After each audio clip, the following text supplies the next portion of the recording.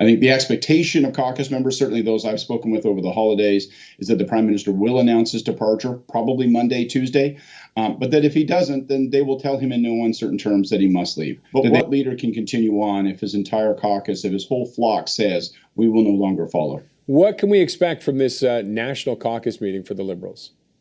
Well, this isn't a meeting.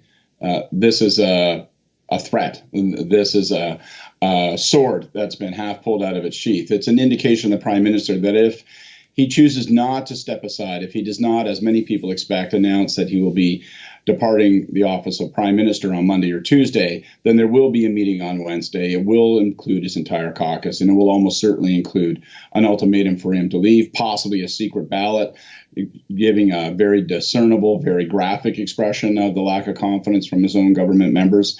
I think it's an insurance policy where the MPs are saying, if you don't make the decision, we will take control of the situation for ourselves.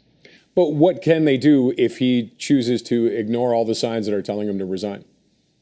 Well, there's no provision for the Navy to literally get rid of a captain.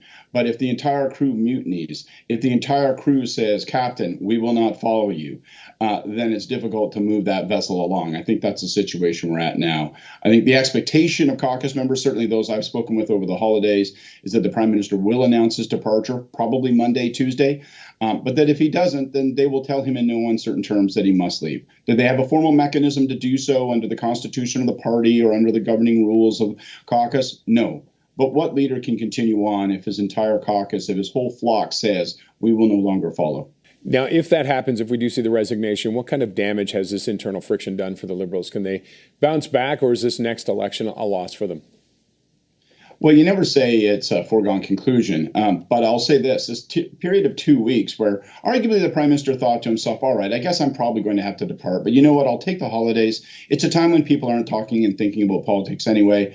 I'll just relax, take a breather, and then do it under my own terms. If that was his logic, it has still come at a consequence for the party. We've seen polling that's shown the party has continued to lose support during this period of inaction. And I think, it's therefore caused some real damage to the party's re-elections hopes. The big debate will be, how do they pick a new leader and how soon will that leader be in place? One of the new challenges, if you imagine past Justin Trudeau for the party, is, are they really going to take 45, 60, 90 days to select a leader, have that person installed in place while Justin Trudeau remains leader, prime minister, and face of the government party, and then slot this person in with, 10 minutes before a non-confidence vote, no opportunity to establish a connection with Canadians, go immediately to the polls? That does sound like a recipe for slaughter. Roger, they are all calling. Dude, the phone bills are going up, okay? And so you've got Chrystia Freeland calling around. You've got Mark Carney expressing interest, trying to put in place an organization. Lots and lots and lots of names.